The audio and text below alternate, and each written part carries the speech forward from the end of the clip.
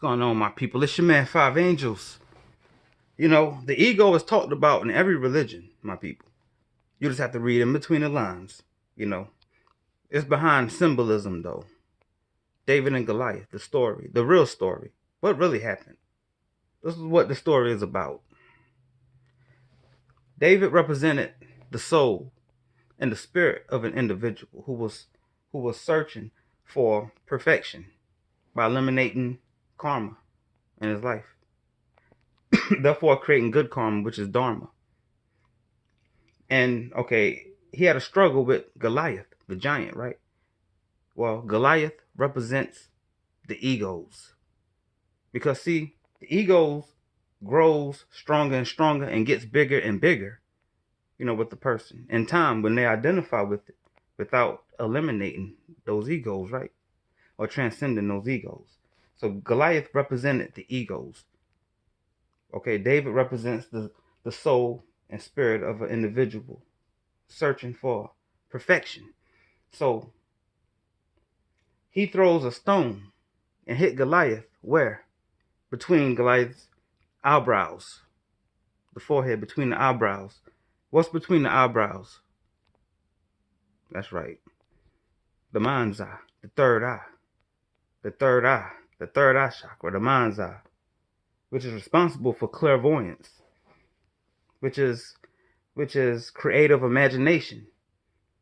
Seeing life for what it is. Awakening consciousness. Excuse me.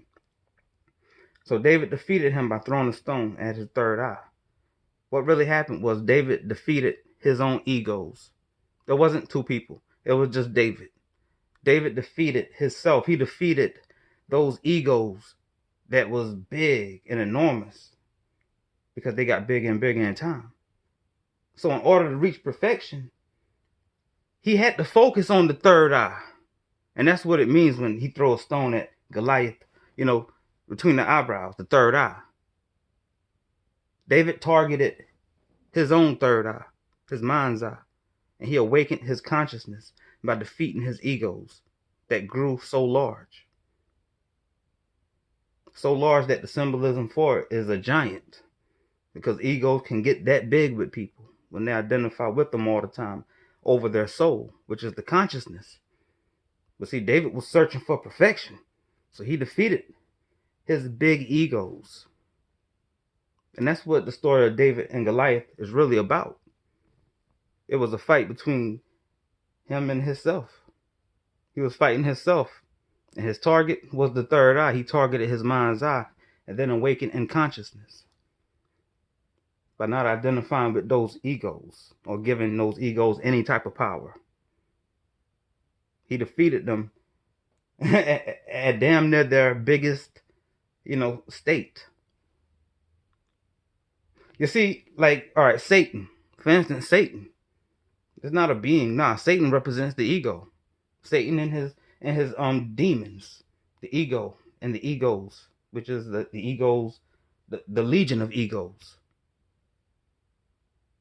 Satan, the adversary, the true adversary of mankind is the egos. Whatever ego is attached to a person that they falsely identify with over their soul, the divinity, their consciousness. So to awaken consciousness is to usher in the divinity, to choose the soul over the ego. Is choosing the soul, the higher self, the consciousness.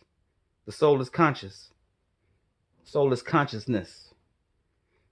And that's kind of controversial in a sense, because a lot of people say, no, the soul and the conscious is two different things. No, the soul is the consciousness. That's your divinity. That's what they mean when they say people woke.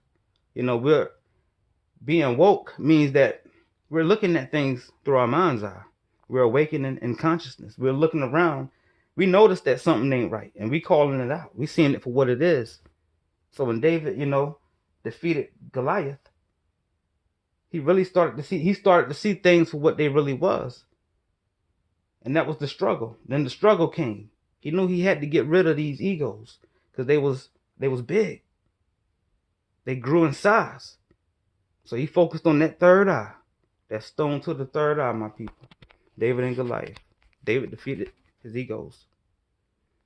It's your man Five. Peace, y'all.